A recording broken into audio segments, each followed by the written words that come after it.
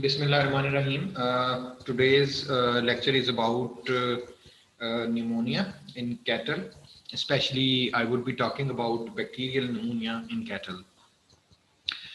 Basically, it's a bovine respiratory disease. So let's just start with the etiology. There are different bacteria which are involved in, especially in pneumonia in cattle, including Mannheimia hemolytica. The serotype 1 is basically the bacterium which is most frequently isolated from the lungs of cattle with BRD, bovine respiratory disease. Pasturella multocida, it's also an important cause of bacterial pneumonia. Uh, Histophilus somni is also being increasingly recognized as an important pathogen in BRD.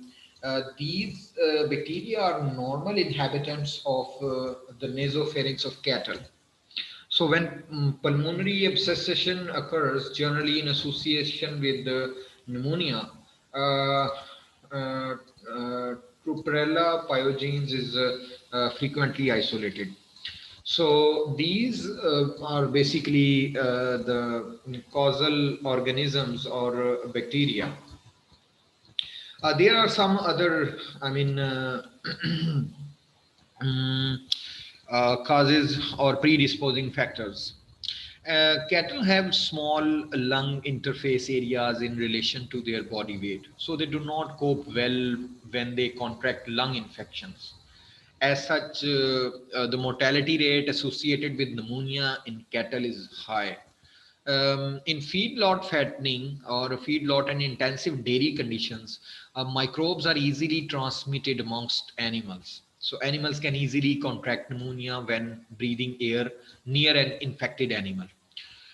In these intensive animal operations, the immunity of the animals are often depressed. So this presents the opportunity for respiratory viral infections, which are also caused by para-influenza type 3, bovine viral diarrhea, bovine respiratory syncytial virus, or infectious bovine rhinotracheitis to penetrate into the upper respiratory tissues and get a foothold.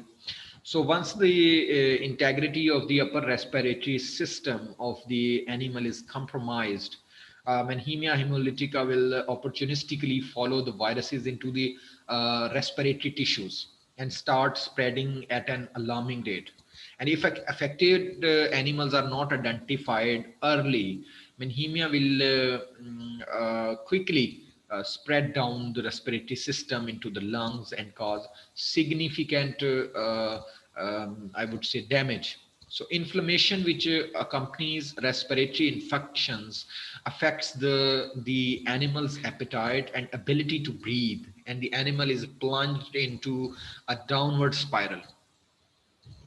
There are also some other predisposing factors like management factors that may contribute towards the development of BRD, and which include transportation, which is stressful and can cause dehydration and electrolyte disturbances, dusty conditions, carbohydrate rich feeds, exposure to noxious gases like exhaust gases during transport, extreme temperature fluctuations, poor diets, overcrowding, handling, and exhaustion. So let's discuss the symptoms of this disease. In early signs, the animal lags behind others. Fever, loss of appetite, and depression, these are early signs of this bovine respiratory disease, BRD. And signs a day or 2 day after infection are like rapid or difficult breathing and coughing. And advanced signs when at this time salvaging is extremely difficult, tongue projection, open mouth breathing, and weight loss. So all these are the symptoms of this BRD. Now, how we can prevent from our animals from this disease? First of all, vaccination against the viruses that initiate the disease. In the case of feedlot calves, this must preferably be done on the farm of origin before animals are they are transported. So before transportation, we must administer NB vaccination. Backgrounding feedlot calves means arrest period on the veld after being transported and before being put into feedlot pens. Then prevent overcrowding, placement of animals of the same size, gender, and type in same camp or pens, keeping newcomers separate, mixing water and molasses with dry rations to minimize the dust, controlling dust with the sprinkler system, supplements to build the immune system.